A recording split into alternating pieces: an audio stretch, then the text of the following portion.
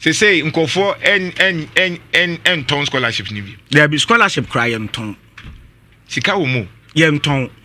Nya no nti na mete ho. Kofo enye sika. Ma men ka asem kire wi ase ho. Sika ye but ye pe no kwan pa so. Sika enya de bone but o pa pe de kwan pa so. Ma men ma do mpiska. Enye se men piska. O che miska sisi ameji. Ade na men piska. Yeah. Untimi mbo abrabo abra sika nka ho. Se be ye se yenkote aduru mra no eno ane ahan. Meti ai se me yare a me ko hospital enye free. Yeah. What ya bibi to me mama a enye free. Enti sika ya ade. Yeah. But obepe no kwan pa so. Ye sika ye de ma Ghana Scholarship Secretariat as in allocation ye de adwuma no. Eye taxes a ye mama mo ene o muti kejetia. Eti awia so ho no. A o muti mpenten kwa ya abayi no. Eno a taxes na ye gigi wo mo no. Ende keka bom na akọ consolidated account mu. Na afi so a na dwanto ya ka say ye twa wei say Ghana Scholarship Secretariat. Mo fa say sika wei ema Ghana for scholarship. Na dwanto you think say you ko tena wo say o ye registrar. Na sa ahiafo we mu atuatua taxes ama ye di bia maw as o budget no. Sa ahiani ne ba wo ho a waka kire ne say ontua sika twitwiri die bi. Na sa ahiani ne ba na anya sika twitwiri die na ntua ama wa wo so wa deny ne scholarship. O ka say nyame be hira wo. Na dwanto a o ka say o yesa osugu ne yam kura keke say wa deny na o ka say papa. Eye ne maame na wo so ye hiani a sa sika no aka wo je no o so oni bi no ne tax ka ho na wo de ye adwuma as the registrar enti se hiani na tua tax wo tua to ama ene ye de bi ama se fa ye adwuma wa afi mu nim wo so de wan tua sika bi emu odu a o ma no enti wo mo bi dada no onu tam sika ne de brewa na wo de ama no na wo ja hiani ni ba no wo ho na aka so wo ye kra papa ewiase nyeska bia na edi okọ eden no akọ hu aye ware ho. Oh, eka bebri. Eka wo. Eka bebri. Be say. And because I say intimi sorry because you can go 40 million pounds. Hey. You can 40 million pounds. Okay, say you can go say. The entire United Kingdom, your beneficiaries said o makọ no. Omu fees ni hu omu hu aka. Eye almost 40 million pounds. Really? Yes. Hey, US equal $10 million. Algeria ewa babia ye di beneficiaries ko bia no ye de ka disability ye de omoka Togo Benin ye de omoka ye abroad program France ye de omoka mo matwam agreement ye no matwam anane na mo de omoko Morocco ye de ka Algeria ye de ka Russia ye de ka Serbia ye de ka Hungary ye de ka Cuba ye de ka Canada ye de ka babia ni wa ye ne ka na mo scholarship eno ye on say yewura former registrar na betimi answer some questions as to why yedeka na okoso no issue scholarships no hand over bi anka bibi de ntia no yesa won kan hwe oni ndi nkomo me discover bibi me hu ba bi a na sika ne fa ntia se say my budget and na sika ne ba you are of course na by money budget okay but ba bi a na e wo say sika no court senke ko institutions bi mu na etuetu e ho aka na anko ho Eko baby fufro. Efa baby fufro. No my friend short courses. Short courses. Now short courses no some funny names. Short courses say be 3 months, 4 months. 3 months, 3 months crowd they say we are 2 weeks, 3 weeks. Mo kosua de. Mo kosua de. Omo kosua bibi a friend of developing future leaders. Timinim say omo ba aha na mo buza omo CV e den o say developing future leaders. And no 3 weeks. So be develop one now be develop Jimmy Agra.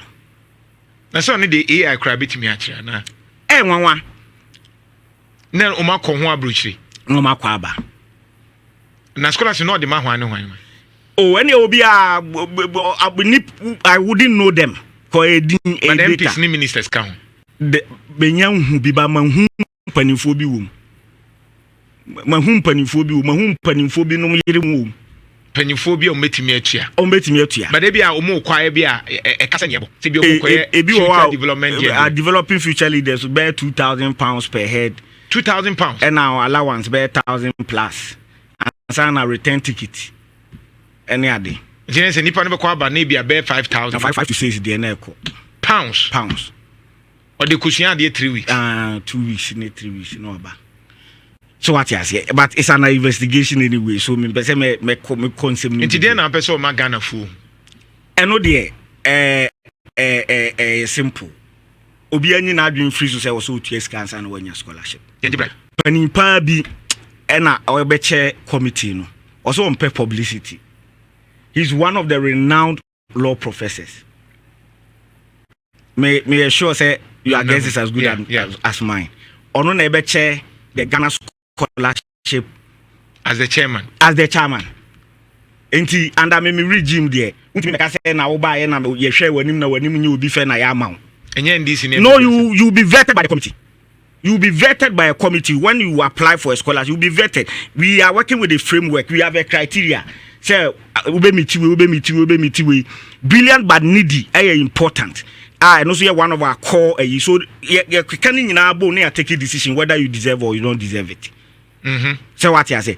Yes, also the scholarship review committee, especially for the PhD students and the master's students, where every year you academic academic progress as to whether it is worth it to even continue paying for you.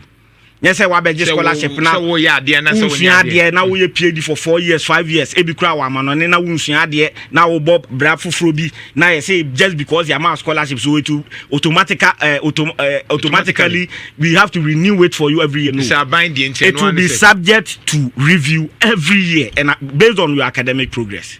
I think that's positive. So what you say? But I'm just also concerned about some of the courses. And they say I can't do that. Some of the courses in ABA. Once the course is available in Ghana, that will take effect from next year. Once the course is available in Ghana, say be a master's in human resource. Chrome here. So 40 million pounds now make us a day. UK for Kwaku. Imagine say can we economy we more. And anke ye KNUS kraka, ye de Legonka, ye de UCC ka. Na says ka we Ghana institutions na ye de ka. And a president Mahama say ye nya sika binti na ye ntu aka na mfio. Ka KNUS gene dia ontimi fan yes. School fees so the KNUS be 15,000 20,000. And America which is me kwa de menhwe affordability ne kekewu. Imagine say the 40 million is in the economy. Ye de Ghanaian institutions ka. The reason I try to coin and say facilities are a wabruch in the binia. Na sebe enye sika kro na na de facilities. And so if omunya revenue that is the only way they can expand. Anamebwa.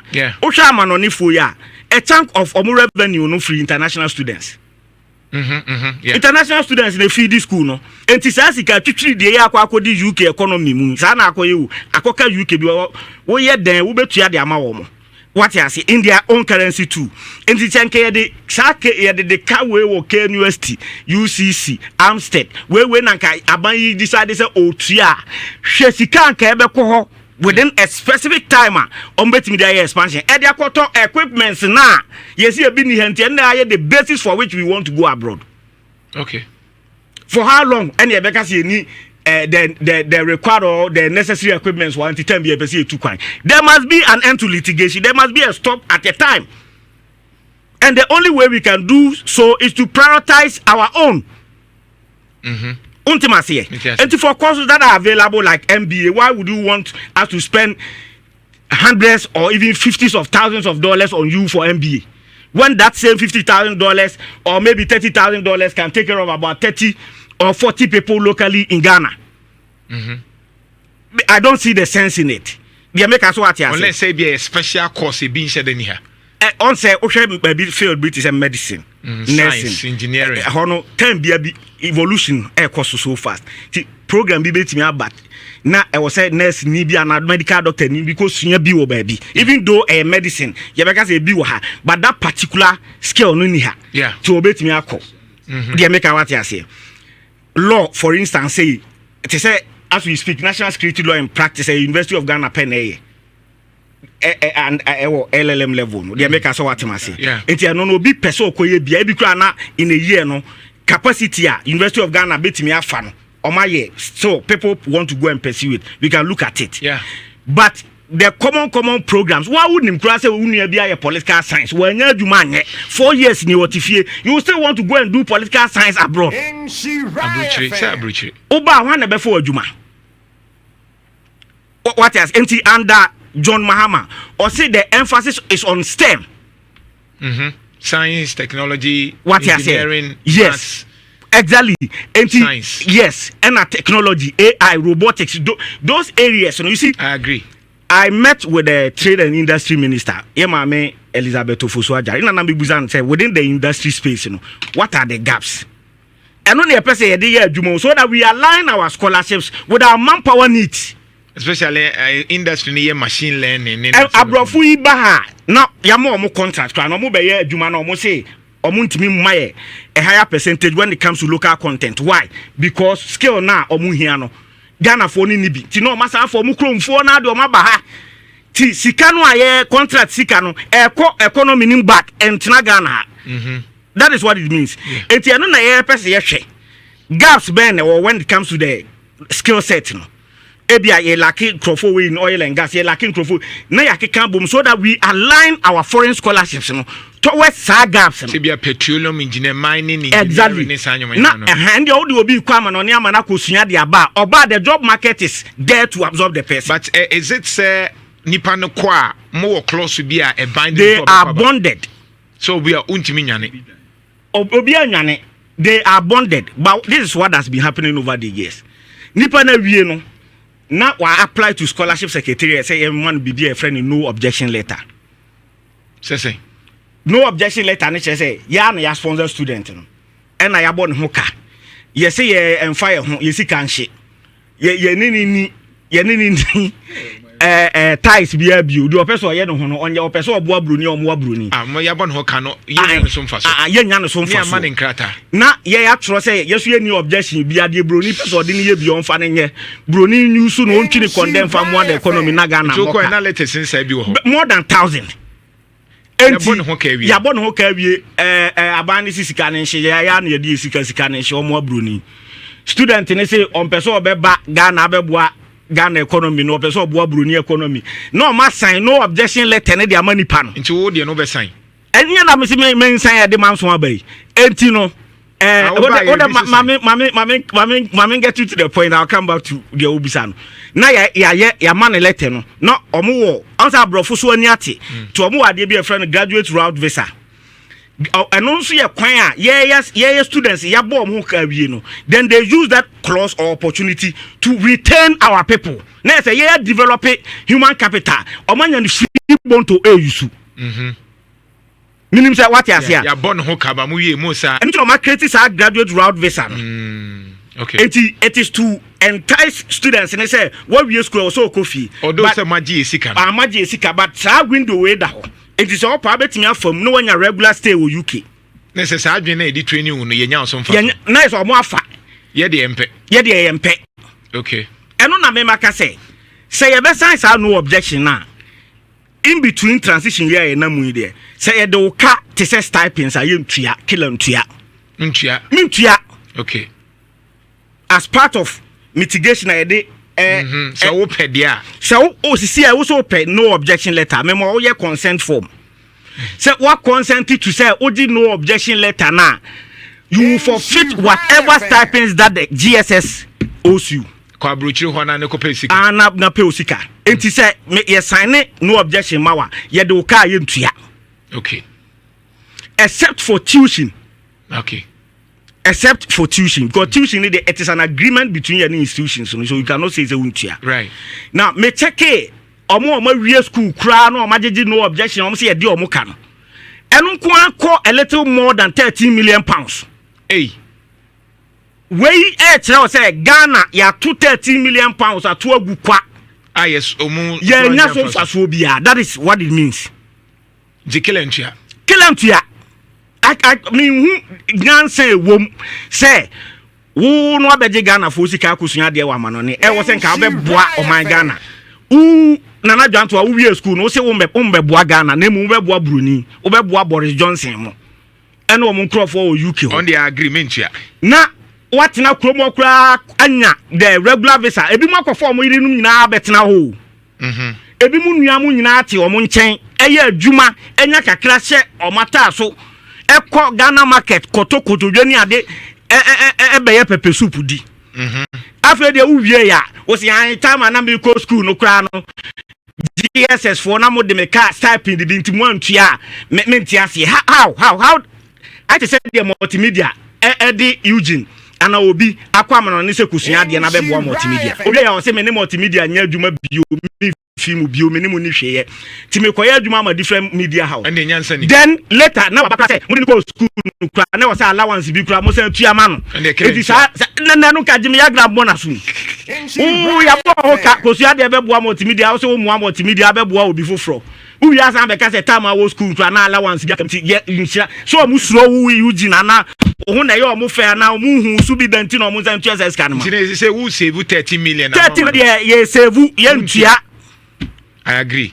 In fact, we your mind bapakra no we your mind bapakra na in this crisis I was all dreaming chima because the youth of Ghana have opportunity no be as part of your community anya hwe kroman Ghana abo am akonya broni krom akote ama ho na also pe wanya visa wanya we stay out to no yire no maneti ho enti adenti na wonka say Ghana bo me ho ka mantimi ankoboa Ghana enti as part of me patriotic symbolism ana bibi no sa stipends no kra no me dia che no bia hu say also dwene ho they make what you say right now going forward ankasa no ye be pass mra which is now going to move Ghana Scholarship Secretariat into an authority okay ti be ba be Ghana Scholarship Authority now in the law you provide say oje award letter na scholarship na okosua de wa manone na wie na wo say o mbesom Ghana person sum broni a the money will now move from an award to a loan. Perfect. Then we shall establish the Ghana Scholarship Fund and you remit it. Utia. Ubetuya to. Say a loan. A loan. That's perfect. And so person boa broni dia e sika so that you be revolving. I agree. Minim say na what you say. Oh tentatively minim say yewura Haruna Idrisu. By July, August, so because I'm told it is before the Constitutional and Legal Committee. It was a typical floor for approval. They say a hundred years say, oh, say, oh, kona maybe dia a loan. And you be na kumancho. Aha, no, you be na kumancho. Nemo baba dia the becho. Obeba dia say free, ube some Ghana dia free. That is why you are bonded. Na person busa say bi wakwe PhD evi. Obana mo be boano ama na nya bia. A year and answer this on one a day, the invitation and answer the application co university. In fact, under me, town hall meeting, some of these issues came up. And I mature formally to the seat of government. Say, yes, create a special dispensation biama, sa beneficiaries now, or more person or more back no. Say what you say, now you bet me absorb you in some of the petroleum engineer, maybe a yes. Now you say you bet me absorb you. Nana, good morning. I'm listening to you, your show this morning from Manchester. This message is meant for Asafo-Agyei. I have a serious issue with the way the scholarship regime is run. It needs serious reform because the scheme has been badly abused and no longer serves the purpose. One, can the Secretariat be decentralized to focus more on sponsoring young locals into training colleges and universities in Ghana? Our local communities stand to benefit a lot from that. Two, no one should be sponsored abroad to pursue a course that is run in Ghana. We need to rather empower our universities.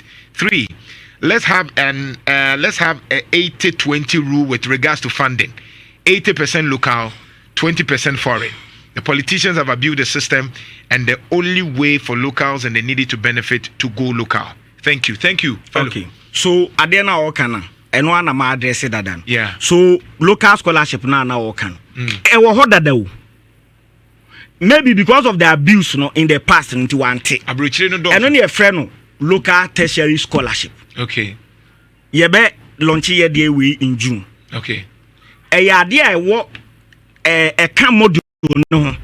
It's a sponsor or more person or more nursing training. Or more person or more teacher training. Or more universities in Mubimu dada.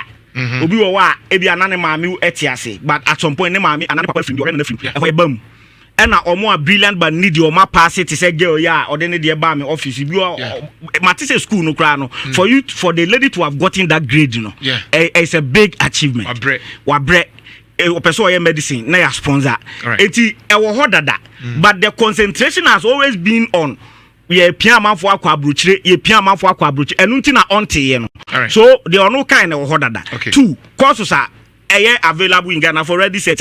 Yeah, MOB and found uncommon on inconcusia. Right. What must I say? Okay, good morning. And Nana, please, this is from one of my doctors. So I are Greek doctor, PhD. Okay. I say, please remind him to focus on our Greek students in the scholarship scheme too. We too much neglected agriculture, which contributes more of our GDP. And of course, there are lots of advancements. So in fact, I share a manifesto no krana. Page 20. Yeah. President Mahama say, yen strengthen agric through capacity building programs, na GSS mass scholarships. And it was something I never touch on that. Medical and honorable Rekupokwesia. Yeah, that discussion. One area I focus on. Share cocoa sector. Share Nancy China for Nana Jantua, Omobefa cocoa, share the Omode or China. Etimia ye, sir, hydraulic machines, your Omode drying. Eddie harvesting near day. Eddie pipe cocoa near day. So the plan is that you bet me afar, touch my feet for kakra. So I'm fit for kakra. Aboso kai for fit for kakra. Now for cocoa farmers in Ankasaso. Then they go for some of these technical training, like you were saying, for 3 months, maximum 5 or 6 months. Right. Then they come back. Share situation a bit me cry Vietnam for technical institutions be so. Aye partnership aye dey rice farmers ebeko no mako understudy as best practices. So under the John Mahama administration is not going to be say scholarship will only be limited to academia where obi kwaye masters in Kwana PhD in Kwana. You are going to have people within the informal sector also go for skill set like hands-on training. Go rice farming in here so classroom near theory. Go to Vietnam. They've done it. They've succeeded. They are one of the major exporters of rice. TBI sponsor Vietnam. Yes. Correct said no practices and how magic Canadian. All right. They make us what? And no technical expertise bia. Right. Hands on. Okay. In fact, I call Memphis or US. Omo biology department. They were very glad to give me such a program. Omo see omo yibi omo discover ma plant be absorb fertilizer like 10 times. Oh, okay. Enti omo say our first layer nti omo 8 mg sa first layer free ho before you spray and now be the fertilizer become and it will absorb it more than 10 times. Powerful. So what you say? Oh, am I ready to create the module for us? Just 3 months. And you are certified by University of Memphis.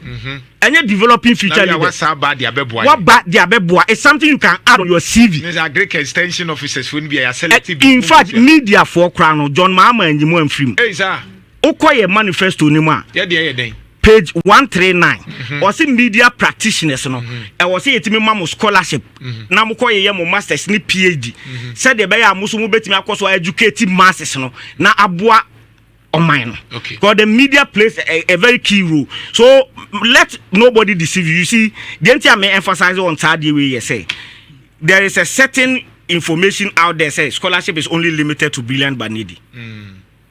Meaning say what must say. But the president I want to say John Mahama believes say obia ensaka also the scholarship. And the media for have been provided for in our manifesto on page 139 paragraph 6.1 say yamwa media for mo person mo ko school it is ochina bi obeti say na dwantoa maybe me Jimmy the men can so ochina ko ba and I make us because my bread me so me here me because you can't brilliant but need the relative me need the pa we dey need the me PhD in media studies no me baba be just going to Montreal in fact ohwe manifesto ni mu a wasan so aka say ne Ghana police on tenase na yenya hyehyeye enhwe scholarship e betimi dia bo mo ade mo capacity those yenuano muslimi for me no ka say I've met the Algerian ambassador by next 2 weeks I'll be meeting the UAE ambassador. We discuss a special dispensation we on betimi dia mai o mukromo which is far affordable. But I think say this UK thing no adults maybe a lot of things are what happening. There were a lot of countries where even Germany for instance a lot of the public universities are tuition free into admission we just have to pay for the stipends which comes at a lesser cost. It's good. I agree and then so education no crowd there I global until you don't have to restrict yourself. Mama the last 3 minutes na fa can the officer worker na fi enyi minim say omomu so mo ye mmoa no so ka ho emu asem no more livestock. Why not? They all fall under on say me person for the first time and yet to say degree for one scholarship and now masters for one scholarship and a PhD for one. Right. The agric minister so. Then a person ye. Right. Then as you see a person ye. Ye person ye far or more into livestock and concourse bibi or Russia. Then we come up with the model and no 6 months, 3 months maximum. Omukwa no makwa kosunya. E bi kra no betimi akwa konya nro bi e betimi ama mo na survive throughout the year. Right. Mate. 3 minutes same thing the what that is on it. Said me di ka no. John Mahama pensu o say ye ma ye nuano Muslimi for no special dispensation. Right. And the local tertiary scholarship ayebe in June. Yebemo that special dispensation. Right. Especially no Ogia for package a special program on imam training. Right. Imam training no say training no mabe educate a man for say Islam is about peace and not about violence. And now the Arabic instructors only be ebeko. Right. Then apart from law, medicine, engineering, betcha a particular percentage at the Zungus. Right. Now committee, I'm here to visit the chief imam or the rep beba for the selection. Right. So that